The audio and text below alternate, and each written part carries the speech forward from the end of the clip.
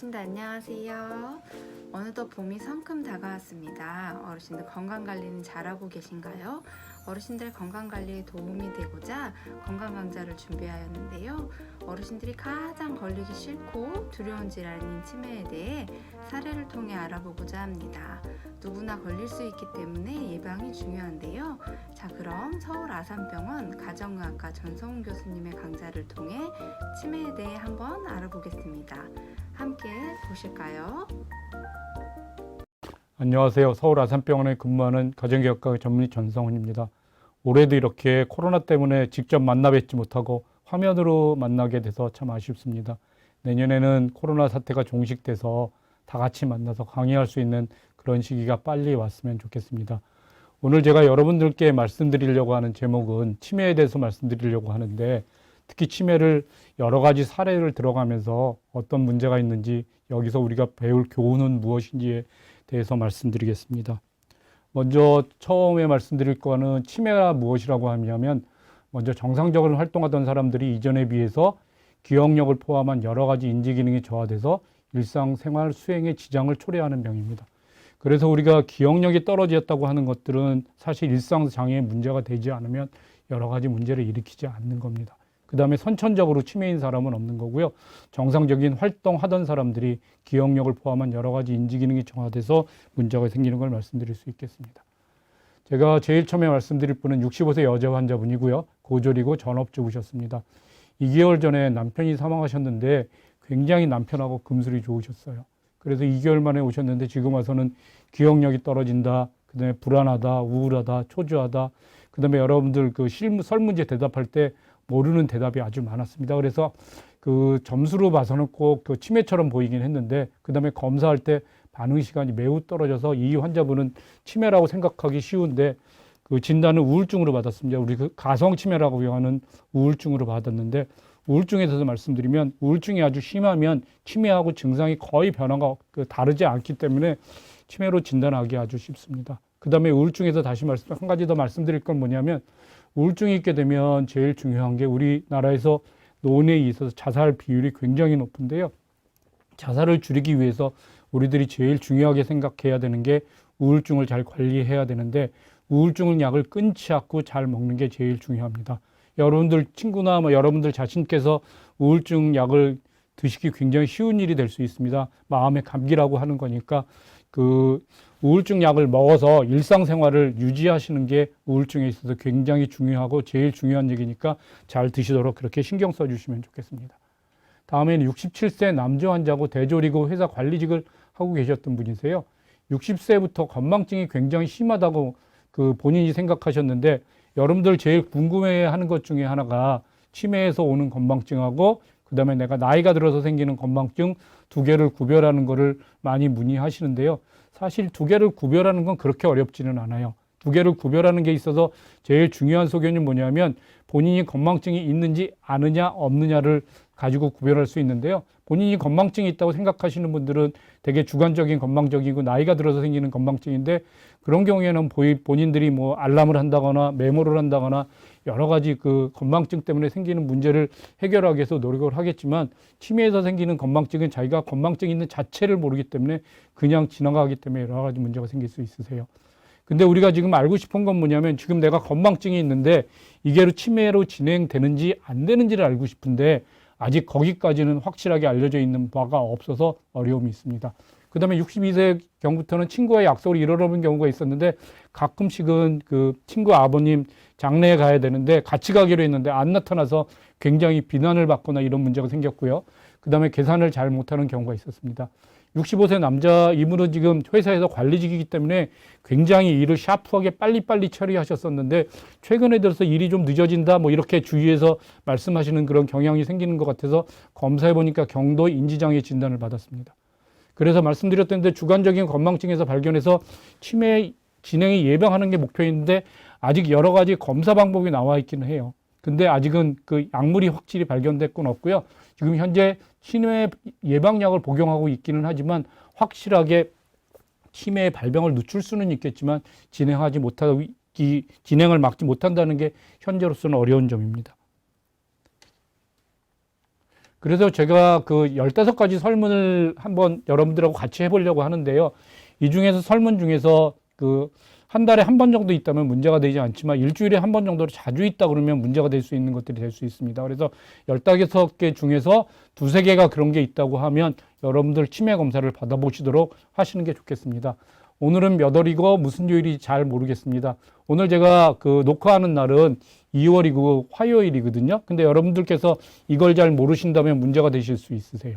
그 다음에 자기가 놓아둔 물건을 찾지 못하는 것, 그 다음에 같은 질문을 반복해서 계속하는 것, 약속하고서 잊어버리는 것, 물건을 가지러 왔다가 잊어버리고 그냥 온다 등이 되게 기억력에 관한 설문입니다. 이런 문제가 자주 있다면 기억력이 떨어진 걸로 판단해 볼 수 있겠습니다.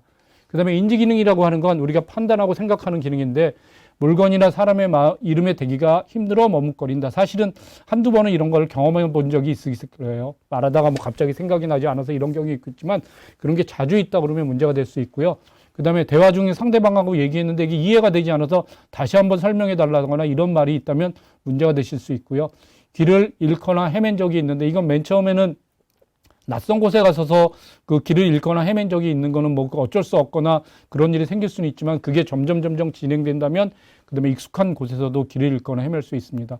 그 다음에 예전에 비해서 계산 능력이 떨어졌다거나 그 다음에 걸음값 거스름 계산을 잘 못하는 이런 일이 생길 수 있고요. 그 다음에 인지기능 장애가 성격이 변한 걸로 그렇게 인지될 수도 있습니다. 그 다음에 일상생활에 가서 여러 가지 질문을 하겠는데 이전에 잘 다루던 기구의 사용이 서툴러졌다. 근데 세탁기, 전기밥솥, 시골에 계신 분 경운기 같은 걸 잘 쓰셔야 되는데 그런 걸 잘 운전하고 다니는데 잘 못하신다거나 예전에 비해서 방이나 집안 정리를 잘 못한다거나 그 다음에 결혼식에 갈 때는 정장을 입고 가야 되는데 추리닝 입고 간다거나 그 다음에 장례식장에 하얀옷을 입고 간다거나 이런 상황에 맞게 옷을 선택하지 못한다거나 그 다음에 대중교통수단을 이용해서 내가 그 어디를 갈 때 환승을 해야 되는데 그런 걸 못한다거나 어디서 내려야 할지 몇 번을 갈아타야 될지 이런 목적지에 가는 게 힘들어진다면 문제가 될 수 있고요. 그 다음에 관절염 때문에 무릎이 아파서 그 대중교통수단을 못하는 건 제외되는 거고요.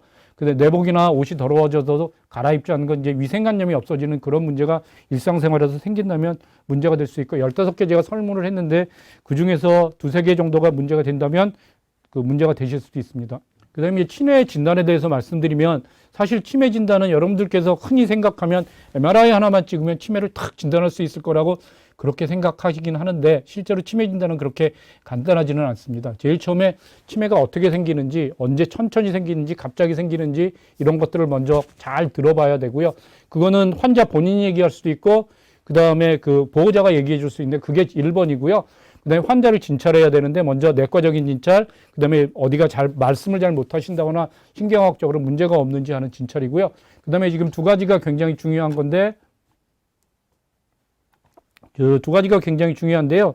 하나는 신경심리검사, 하나는 뇌영상검사입니다. 이거는 지금 아까 말씀드렸던 우리가 그 설문에서 했던 기억력, 그 다음에 인지장애, 그 다음에 일상생활을 잘 할 수 있는지 여러 가지 검사를 하는데 우리가 보건소에서 하는 MMSE는 30점짜리 간단한 문제지만 이거는 되게 30분에서 1시간 정도 걸리는 굉장히 여러 가지를 질문하는 그런 걸 해야 하고요.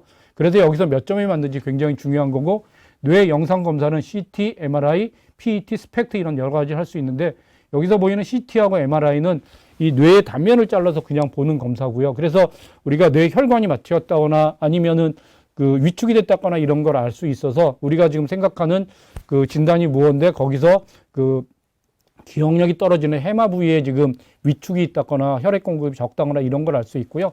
PET하고 스펙트라고 하는 거는 그 기능까지 같이 그 반영하는 검사인데 뇌의 기능이 어느 부분이 떨어졌는지 그 다음에 아밀로이드라는 게 지금 생겼는지 이런 것까지 할 수 있어서 그런 검사를 해야 지금 비로소 치매를 진단할 수 있어요. 그래서 이 두 가지를 같이 해야만 치매를 진단할 수 있고 여러 가지 진단서를 쓴다거나 소견서를 낸다거나 이 신경심리검사하고 뇌영상 검사 소견이 있어야 진단할 수 있고요. 그 다음에 내과적으로 여러 가지 문제가 있을 수 있으니까 내과적인 문제가 없는지 혈액검사, 흉부촬영, 심전도 이런 것들을 하기도 합니다. 그래서 치매를 진단하기 위해서는 병력 청취, 그 다음에 신경심리검사, 그 다음에 뇌 영상검사가 중요하다는 말씀을 드립니다. 다음 환자 한번 볼까요? 이번엔 80세 남자 환자시고 대졸이세요. 그 다음에 70세부터 주관적으로 기억력 저하를 호소하시기 시작하셨어요. 저 때 우리가 진단해서 할 수 있었으면 참 좋았지만 현재는 되지 않고 여기 MMSE라고 알려 있는 게 27점이라고 돼 있는 건 뭐냐면 여러분들이 보건소에서 그 검사하시는 그 치매 선별 검사인데요. 30점 만점이니까 27점을 맞았다고 하면 틀린 게 3개뿐이 안 되고 실제는 90점이니까 크게 문제가 없는 거예요. 이때 이분들이 불편했던 건 뭐냐면 물건 둔 것, 약을 먹었는지 잊어먹고 단어를 금방 대지 못하는 그런 어려움이 생기기 시작했고요. 길 찾기, 일상생활에는 전혀 문제가 없었어요. 이때서부터 약물 치료를 하기 시작은 하셨어요. 그다음에 70세 초기에 들은 내용을 전달하지 못하고 같은 질문을 반복하고 익숙하지 않은 곳에서는 헤매기 시작하신 겁니다. 여기 보면 27점에서 20점으로 5년 만에 떨어졌는데 이 MMSE라는 검사를 여러분들 65세서부터 보건소에서 할 수 있는데 이거를 한 번 하는 거는 의미가 확실히 할지 모르지만 이걸 여러 번에 걸쳐서 몇 년에 걸쳐서 하면 성적이 떨어지는 걸 잘 관찰할 수 있습니다. 그다음 78세가 돼서는 약속을 전혀 기억하지 못하니까 다른 사람을 만날 수 없고 그다음에 익숙한 동네에서도 길을 잃어버리기 시작합니다.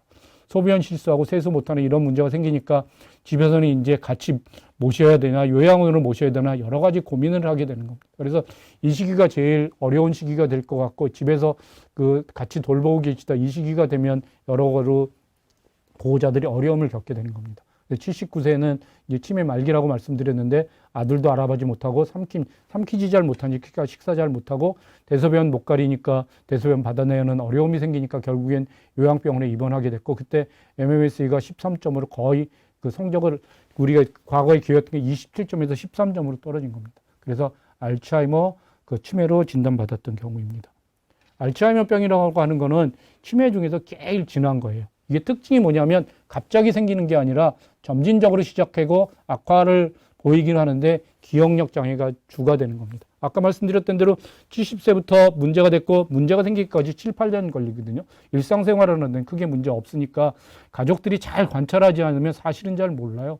그 다음에 이게 이제 악화시키는 요인이 뭐냐면 뭐 이사를 간다거나 새로운 데를 간다거나 이랬을 때 적응이 잘 안 됐을 때 갑자기 문제가 생기는 그런 게 보일 수 있고요. 그 다음에 이제 조금 지나게 되면 신경정신학적인 문제, 신체적인 물세가 발생하는데 뭐 배회한다거나 폭력적인 증상이 생긴다거나 망각, 망상, 환각, 환시 이런 것들이 생길 수 있는데 그런 증상이 생기면 치매 예방약만 가지고는 치료가 되지 않기 때문에 신경정신학적인 그런 약물을 사용하게 되는 그런 어려움이 생길 수 있고 그때서부터는 집에서 그 환자를 돌보기 어려운 문제가 생길 수 있습니다. 그다음에 유병기간이 2년에서 20년인데 평균에는 대개 8년 내지 10년 정도에서 걸쳐서 돌아가시거나 그런 일이 생길 수 있고요. 발병 연령이 낮을수록 빨리 진행되는 걸로 알려져 있습니다. 위험 요인은 여러 가지가 있을 수 있는데 확실한 거는 연령 증가하고 가족력이고 가능성이 많은 건 여성에서 좀 많은 것 때문에 여성에서 좀 많이 생길 가능성이 있는 것 같고요. 그다음에 우울증이 잘 치료되지 않으면 그 치매로 넘어갈 가능성이 많이 있습니다. 그다음에 그러면 이 알츠하이머 치매를 예방하는 건 무엇을 할 수 있느냐? 굉장히 어려워요. 사실은 이게 지금 치매라고 하는 게 그 50대에서 시작돼가지고 뭐 60대, 70대에서 발병하는 게 아니라 젊어서부터 내과적인 문제, 여러 가지 문제가 쌓여서 그때 치매로 진행하거나 이런 것이 될 수 있는 그런 문제가 있기 때문에 치매를 예방한다고 하는 건 지금 뇌의 기능이 떨어지는 거니까 뇌의 기능을 살리는 게 우선이세요. 그럼 뇌의 기능을 살리는 게 제일 좋은 게 뭐냐 하면 사람들을 만나고 사람하고 부딪히면서 사는 게 제일 좋은 방법이세요. 그래서 가능하면 여러분들 지금 이 복지관에서 강의 들으시는 분들이 꽤 많으실 텐데 복지관에 매일 나오셔서 친구 만나고 친구들하고 뭐 싸우기도 하고 그다음에 사이좋게 지내기도 하고 이런 그 인간관계를 계속 하시는 게 제일 중요하고요. 친구들을 계속 만나는 게 제일 중요합니다. 두 번째로 그다음에 머리를 쓰기 위해서 우리가 할 수 있는 건 뭐냐면 무언가 배우시면 좋겠어요. 특히 일기 쓰라고 많이 권유해드리고 치매 예방반에서 일기 쓰기 같은 거 많이 하고요. 그 다음에 의사들이 제일 권해드리고 싶은 건 지금도 늦지 않았으니까 외국어 하나 배우시면 좋겠어요. 근데 외국어 배우는 게 현실적으로 어렵다면 여러분들이 젊어서부터 하고 싶었던 거 피아노 치고 싶다든지 바이올린 해보고 싶다든지 이런 그 해보고 싶은 걸 하시면 좋겠어요. 사실 60대에서 피아노 치기 연습 시작하면 80대면 80까지 사는 부분이 대부분이니까 그때는 피아노를 관중 앞에서 연주할 수 있는 그런 실력이 되실 수도 있는 거니까 포기하지 마시고요. 꼭 배우고 싶은 거 배우시도록 그렇게 하시면 우리 뇌를 잘 쓸 수 있습니다. 그 다음에 또 한 가지 많이 받는 질문이 고스톱 많이 치시잖아요. 고스톱이 치매 예방에 도움이 되냐? 계산도 해갖고 상대편도 봐야 되고 뭐 여러 가지 있으니까 도움이 될 것 같아서 많이들 치시는데 근데 고스톱 하시면서 문제가 뭐냐면 그 돈을 잃으면 너무 화가 나요. 10점짜리 점당 10점짜리 치셔도 그게 화가 나서 그게 화가 난다고 하는 게 교감신경을 자극하기 때문에 사실은 득보다는 실이 더 많을 수 있어서 의사들 입장에서는 그 치매 예방을 위해서 도박을 한다거나 뭐 고스톱을 친다거나 이런 건 별로 권해드리지 않습니다. 그 다음에 이제 운동 열심히 하시고 그 다음에 영양 부족이 되면 치매로 가기 쉬우니까 체중이 줄지 않도록 그 식사를 잘 하시도록 그렇게 관리하시면 좋겠고요. 우리 그 노인들에서 부족한 영양이 뭐냐면 단백질하고 칼슘이니까 사실은 단백질하고 칼슘을 많이 드실 수 있도록 노력해 주시면 좋겠습니다. 그 다음에 이제 드릴 말씀이 약물 치료인데요. 지금 약물 치료는 치매 예방약이라고 알려져 있는 약이고요. 이게 지금 굉장히 많이 쓰이고 있는 약인데 이거의 기전은 뭐냐면 우리가 생각하고 이렇게 행동하고 이런 것들이 세포하고 세포 사이에 그 전기처럼 신경 전달 물질이라는 아세틸콜린이라는 게 있는데 이게 그 줄어들지 않게 하면 우리가 좀 더 빨리 생각할 수 있고 빨리 그 중등도의 그 치매나 경증의 치매에서 효과가 있거든요. 그래서 아세틸콜린이라는 그런 신경 전달 물질이 없어지지 않도록 하는 그런 약물 치료를 하면 인지기능 개선 치료제 치매 예방약이라고 해서 지금 사용하고 있고요. 그래서 경증이나 중등도의 치매에는 효과가 있고 인지기능 개선 및 정신 증상 조절에 도움이 될 수 있습니다. 그렇지만 결국엔 치매에서 계속 진행하는 뇌신경의 변성을 막아주지 못하기 때문에 아직 완치 개념은 아니지만요. 이게 지금 할 수 있는 게 뭐냐면 우리가 치매 초기 발견해서 이거를 한다면 치매 말기로 넘어가는 시간을 줄일 수 있어서 결국에는 일상생활을 가능하면 오래 하면서 치료할 수 있는 걸로 그렇게 할 수 있으니까 치매를 진단하고 있다고 해서 두려워하지 말 거고요. 그다음에 두 번째로 인지기능 장애에서 치매 예방약을 시작하게 하면 그때로 잘 치료하시도록 그렇게 하시면 좋겠습니다. 그래서 약을 끊지 않고 우리가 혈압약이나 그다음에 당뇨약 끊지 않고 평생 드시는 것처럼 그렇게 약을 계속 드시면서 치매를 관리할 수 있도록 그렇게 지금 약을 드시면 좋겠고요. 조금 더 지나면 좀 더 근본적인 치료를 할 수 있는 약물이 생길 수 있으니까 우리가 좀 더 잘 치료할 수 있도록 그렇게 생각해 주시면 좋겠습니다. 그 다음에 볼 환자는요, 60세 여자고요. 대학 졸업했고 지금 전직 교사이십니다. 그래서 역사 선생님이셨고요. 지금 58세쯤에 그 명예퇴직을 하셨던 분이세요. 과거력으로는 고혈압, 고지혈증, 골다공증이 있어서 약물 치료를 계속 하셨던 분인데 58세 때 계속 왔을 때 갑자기 10년 전의 일을 그 어제 일처럼 얘기하고 시작했고요. 질문을 잘 이해 못 하셨는지 같은 질문을 반복하셨어요. 이게 지금 58세 역사 선생님이시니까 학생들한테 가르치고 이랬던 분인데 지금 같은 질문을 반복하는 거니까 굉장히 의아했고요. 그 다음에 진료 날짜, 중요한 약속을 기억하지 못하고 시간 순서가 완전히 뒤바뀌어 있더라고요. MRI를 찍어서 보니까 지금 이런 것들을 해야 되는 그런 인지 기능의 중요한 영역에 혈액 공급이 부족하고 아직 그런 것들이 잘 보이지 않는 그런 게 있었습니다. 그다음에 그래서 혈관성 치매로 그렇게 진단을 했습니다. 그래서 혈관성 치매가 어떤 사람들한테 잘 오는지 한번 설문을 아까 했던 것처럼 다시 해보면 그 위 증상들이 어느 날 갑자기 발생해요. 아까 알츠하이머 병이라고 하는 거는 주위에서는 잘 못 볼 정도로 가까운 사람만 알 수 있을 정도로 잘 모르지만 언제는 벌써 치매가 진단되고 있는 거지만 이 혈관성 치매는 갑자기 발생하는 게 특징적이고요. 뇌졸중을 알았던 사람도 있고 안 알았던 사람들이 있어요. 뇌졸중 후에 오는 치매는 뇌졸중 때문에 그러니까 혈관성 치매라고 쉽게 진단할 수 있지만 MRI를 찍어서 보면은 그 뇌졸중은 아닌데 조그만 혈관이 많이 막혔던 일이 여러 번 생기면서 그 혈관성 치매가 생기기도 하고요. 이게 뇌졸중 때문에 그러는 거니까 고혈압, 당뇨 앓고 있는 사람이 많고요. 그다음에 걸음 이상, 발음장애, 손발마비, 감각 이건 뇌졸중의 대표적인 증상이세요. 그래서 이런 것들이 있을 때 혈관성 치매가 될 수 있고요. 그다음에 증상이 나빠졌다, 서서히 회복되고 나빠짐, 점점 심해집니다. 그래서 알츠하이머하고 비교해서 보면 알츠하이머 이렇게 천천히 떨어지는데 이거 혈관성 치매는 계단처럼 떨어지세요. 그래서 할 수 있는 게 할 수 없는 게 똑같고 그다음에 약물 치료를 보면 첫 번째로 혈관이 막혀서 생기는 문제가 많기 때문에 뇌졸중 치료하는 게 우선이고요. 두 번째로는 결국에는 치매 치료하는 약은 알츠하이머에서 쓰는 그런 약하고 거의 비슷하게 치료할 수 있습니다. 그럼 우리가 아까 말씀드린 알츠하이머 병이 되게 70-80%를 차지하고 이게 20% 정도는 혈관성 치매가 있는데 혈관성 치매를 예방하기 위해서는 어떻게 해야 되느냐? 혈관성 치매는 쉽게 얘기하면 뇌졸중을 예방하는 겁니다. 뇌졸중이 어떤 사람들한테 잘 생기느냐?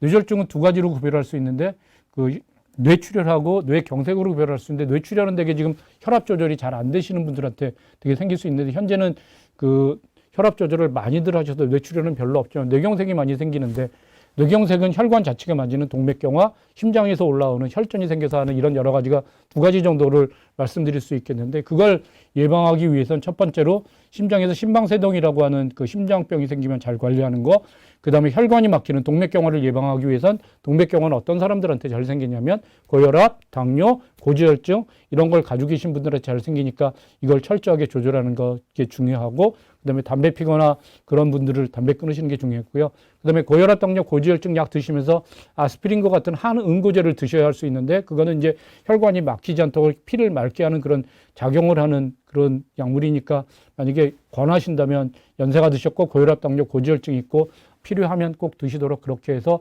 혈관성 치매를 예방하는 방법은 뇌졸중을 예방하는 거다, 그렇게 이해해 주시면 좋겠습니다. 그다음에 다음 환자 한번 보겠습니다. 이번엔 83세 여자분이세요. 중학교 졸업하셨고 지금 2년 전부터 흰옷 입은 사람들이 보였고 기억력이 저하된다고 말씀하시고 계세요. 1년 전에 그 이사했는데 본인이 아주 그 보석들을 따로 챙겨가지고 장롱 깊숙한 곳에 두었는데 잊어먹어 어디 있는지 본인이 기억하지 못해가지고요. 그 이삿짐 직원들이 가지고 갔다고 난리가 났었어요. 근데 실은 한참 찾아서 보니까 장롱 제일 깊숙한 곳에 그 장롱 밑에 들어가 있어서 찾을 수 없었던 거였어요. 그 다음에 검은 옷 입은 사람이 데리러 왔다고 말씀하고 있었고요. 많이 주무시고 수면증, 잠꼬대, 움직이는 증상이 있으셨고요. 식욕 저하, 수면제 복용 이런 게 있었고 일상생활이 어려워서 가족의 도움을 받고 있었습니다. 루이체 치매라고 진단받아서 비슷하게 치료했는데요. 루이체 치매는 뭐 크게 다르진 않는데 그 알츠하이머하고 비교해서 보면 나빠지는 게 비슷하게 그 천천히 나빠지는 건 비슷한데요. 주의와 의식이 비현혹하고 반복적인 환시가 보이세요. 여러분들 과거에 주말 연속극 중에 유동근 씨하고 장미 씨가 주인공했던 것 중에서 장미 씨가 치매를 앓았던 그런 기억이 나실 거예요. 거기서 보면 그 색동 동자가 자기한테 자꾸 나타난다고 했던 게 그게 지금 환시가 자꾸 나타나면서 모양, 색깔까지 기억할 수 있는 이런 것들이 될 수 있고요. 그다음에 파킨스병으로 진행될 수도 있습니다. 그래서 이런 것들이 될 수 있고, 그다음에 어떤 분들한테는 꼭 한번 이 루이체 치매를 의심해서 검사를 받아보시도록 권유하냐면요. 수면장애, 심한 잠꼬대나 몸부림 이런 게 있다면 루이체 치매로 진행될 가능성이 있으니까 잘 진단 검사해 보시고요. 치료가 필요하다고 하면 치료하시도록 그렇게 해주시면 좋겠습니다. 알츠하이머 치과 치료에 있어서는 크게 다르지 않고요. 그다음에 저것도 그 예방에도 크게 다르지 않으니까 그렇게 잘 알아주시면 좋겠습니다. 다음 환자 보겠습니다. 65세 남자분이세요. 고졸이고 전직 회사원이세요. 이게 보시면 알겠지만 굉장히 젊은 분이시잖아요. 보통 60세, 70세, 80세 이렇게 환자가 됐는데 갑자기 55세 환자가 나타났어요. 55세 환자는 지금 성격 변화 때문에 호소하셨어요. 아까 우리가 인지기능장애 그 설문할 때 성격 변화가 그 설문지형이 있었죠. 이분은 지금 49세 때부터 문제가 생기셨는데 의욕이 떨어지고 게을러졌고 그다음에 참을성이 없고 화를 많이 내고 조금씩 악화되는 경향이 있었어요. 52세에는 하루에 여러 번 부부관계를 요구하니까 부인이 화가 나죠. 그다음에 우울감 보이고 거의 대화가 없었습니다. 그다음에 55세 돼서는 아이들과 관식 두고 싸우고 매일 게임만 하고 TV를 많이 보는 걸로 그렇게 해서 병원에 왔어요. 그다음에 이분은 전축두엽 퇴행성 치매로 진단받으셨습니다. 이 전축두엽 퇴행성 치매라고 하는 건 65세 이전에 주로 발생하는 걸로 그렇게 알려져 있습니다. 전두엽, 축두엽에서 하는 일이 잘 되지 않아서 문제가 생기는 건데 쉽게 얘기하면 전두엽, 축두엽에서 하는 그 어떤 일을 생각하거나 특히 절제하거나 이런 일을 전두엽에서 하는 건데 그런 것들을 잘 못해서 문제가 생기는 거예요. 그래서 성격 변화, 언어장애, 의미 소실의 증상부터 나타날 수 있는 거고요. 초기서부터 성격 변화가 심하게 나타나고 화내고 욕설적이고 진행하면 그 양상의 그 언어장애가 두려워지는 그런 아까 점점 말해서 말을 안 하는 그런 상태가 되세요. 그래서 젊은 친구들이 너무 젊은 사람들이 치매가 생기면서 뭐 이상한 행동이 먼저 나타나니까 성격이 변했다거나 폭력성이 된다거나 아까 말씀 성적으로 문란한 일이 생긴다거나 하면 한번 치매일지도 모른다고 의심해 보셔야 하고요. 한번 검사를 해 보실 필요가 있을 걸로 생각됩니다. 예, 마지막 환자 돌보기에 대해서 말씀드리겠습니다. 우리들 그 치매가 이제 너무 우리 주위에 누구나 가족이 한두 명 있을 정도로 아주 일상적인 생활이 돼버렸으니까 어떻게 하면 집안에서 치매를 돌볼 수 있는지 그 팁에 대해서 몇 가지 말씀드리려고 마지막 슬라이드 이걸로 준비했습니다.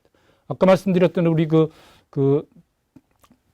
말기에 요양원 왔던 그런 환자 기억해 보면 굉장히 어려웠던 게 대소변 가리는 거, 그다음에 이상한 행동하는 거, 이런 것들이 잘 조절이 안 됐을 때 그 요양원으로 입소하게 되는 그런 어려움이 생기니까 그 전에는 집에서 돌보게 되면 그 어떤 일을 해야 되느냐. 그다음에 제일 처음에 중요한 건 대화를 잘 해야 됩니다. 치매 환자하고 잘 해야 되는데 잘 못하니까 충분히 기다리고 단순한 단어를 얘기해야 되는데 이것들을 못하는 걸 본인이 그게 병인데 답답하니까 화낸다거나 그다음에 그거를 기다려주지 못한다거나 그러면 굉장히 문제가 될 수 있으세요. 여러분들이 알려진 것 중에 제일 잘못 알려진 게 뭐냐면 치매 환자들은 되게 마음이 편할 거다. 세상에 아무것도 모르니까 자기 생각에 갇혀서 굉장히 편하게 사는 사람이고 마음 편한 사람들일 거라고 생각하는데 실은 치매 환자들이 굉장히 스트레스가 심합니다. 왜 스트레스가 심하냐면 내가 할 수 있었던 일을 못하게 되는 것을 알면서부터 내가 왜 이러지 하면서부터 그 다음에 점점 못하게 되면 자존심이 떨어지면서 굉장히 스트레스가 심한데 그 사람들이 그 환자분들이 안 잊어먹는 게 뭐냐면 자존심이 안 떨어지거든요. 그래서 잘못하는 걸 굉장히 잘 알아요. 어떻게 대하는지. 그래서 두 번째는 어린애에게 하는 것처럼 없는 것처럼 얘기하는 거 하시면 안 됩니다. 사실은 돌보는 사람들 보면 시설에 가서 보면 누구씨 하면서 뭐 없는 것처럼 얘기하고 어린이 다루듯이 사실은 인지기능에서 많이 떨어졌으니까 어린이처럼 하긴 해야 되는데 절대로 반말하면 안 되고요. 존댓말 하시면서 그렇게 해야 이분들이 존중받고 있다는 걸 알 수 있거든요. 그렇게 하지 않으시면 환자 그 돌보는데 굉장히 어려움이 생기는 걸로 알고 있습니다. 그 다음에 옷 입기는 같은 시간에 좋아하는 옷을 여러 벌 가지고 있고 편한 옷을 입을 수 있도록 그렇게 챙겨주시면 좋겠고요. 그 다음에 초기에는 뭐 식사를 했는데도 안 했다고 밥 더 달라고 이런 일이 생길 수 있지만 점점 진행되면 식사를 잘 못해서 영양 부족이 문제가 될 수 있고요. 그래서 그런 것에 제일 중요한 게 탈수가 제일 어려움이 생길 수 있거든요. 탈수가 되게 되면 변비도 생기고 피부도 마르고 여러 가지 문제가 생길 수 있으니까 영양에 부족하지 않도록 영양을 챙겨주시면 좋겠고 그거에 제일 중요하게 볼 수 있는 관점은 뭐냐면 체중이 줄어들지 않도록 식사를 잘 챙겨주면 좋겠고요. 그래서 정해진 시간에 여러 번 들 수 있도록 그렇게 잘 관리할 수 있도록 그렇게 해주시고요. 그 다음에 변비나 요실금이 생기면 굉장히 어려워집니다. 그럼 어떻게 해야 되느냐? 트레이닝 시킬 수밖에 아니라 훈련 시킬 수밖에 없어요. 그리고 훈련이 뭐냐면 1시간이나 2시간마다 소변 마렵지 않아도 규칙적으로 가게 그 소변에 가서 앉혀놓으면 소변을 보니까 대개는 2시간마다 하면서 트레이닝을 하자고 하는 거고요. 변비도 지금 며칠 지나서 하면 너무 딱딱해져서 변을 보기 어려우니까 매일 아침에 대변 볼 수 있도록 식사하고 나면 조금 변 보고 싶은 생각이 생기니까 그렇게 할 수 있도록 그렇게 하시면 좋겠고요. 그 다음에 망상하고 환각은 지금 지난 일을 아까 말씀드렸던 그 이삿짐 직원이 도둑질했다. 이건 틀림없이 망상인데 그거 절대로 이삿짐이 안 했습니다 하고 막 할머니가 잘못 알고 계신 거예요. 뭐 이러고 싸우시면 안 되세요. 그냥 받아들이고 아 그랬어요 하고 넘어가고 그 다음에 그냥 찾아야지 망상, 환각 여러 가지 그 이상한 얘기하고 이상한 거 봤다 뭐 이런 건 그냥 봤습니까 하고 넘어가는 거지 절대로 말싸움하거나 그럴 필요는 없으세요. 그 다음에 이제 좀 더 지나가게 되면 집에서 돌보실 때 이게 집 밖에 나가서 못 찾는 게 굉장히 문제가 될 수 있거든요. 그게 제일 어려움인 것 같고요. 그래서 핸드폰 지워주신다거나 핸드폰 가지고 있으면 핸드폰에서 그 위치 설정하면 언제든지 찾을 수 있는 거고 그렇지 않으면 이름표나 주소, 먹거리 이런 것들을 이렇게 붙여주셔서 그렇게 문제가 되지 않도록 그렇게 관리해 주시면 좋겠습니다. 제가 강의는 여기까지 했는데 마지막으로 이제 요약해서 말씀드리면 치매 환자들이 우리가 흔히 생길 수 있는 거긴 하지만 잘 관찰하시고 잘 돌봐주시면 좋겠고요. 그 다음에 두 번째로 내가 치매가 생길지도 모르니까 예방하는 측면에서는 우리가 뭐든지 늦은 건 없으니까 배우고 싶은 거 배우는 거 머리를 쓰는 게 제일 중요한 거니까 머리를 쓰는 측면에서 사람들 많이 만나고 친구들 많이 만나고 그 다음에 배우고 싶으면 배우고 그 다음에 하실 수 있으면 외국어 하나 배우도록 그렇게 해주시면 좋겠고요. 그 다음에 운동 열심히 하시고 그 다음에 지금에서는 여러분들 어르신들한테는 식사가 부족한 게 더 문제가 될 수 있으니까 물론 체중이 늘어나는 것도 안겠지만 체중 줄이지 않도록 그렇게 잘 관리할 수 있도록 그렇게 해주시면 좋겠습니다. 경청해 주셔서 감사합니다. 이걸로 마치겠습니다. 오늘 강좌는 도움이 되셨나요? 치매 예방은 뇌를 계속 사용하는 것입니다. 어르신들이 사람들을 많이 만나시고 배우고 싶은 것도 배우셔서 뇌가 계속 활동할 수 있도록 하는 것이 중요합니다. 운동과 식사도 잘 유지하셔서 건강한 삶을 유지하시기를 바라겠습니다. 그럼 화이팅하는 의미로 밑에 댓글에 응원 메시지를 남겨주시면 소정의 상품도 전달하도록 하겠습니다. 자, 그럼 저는 다음에 다시 뵙도록 하겠습니다.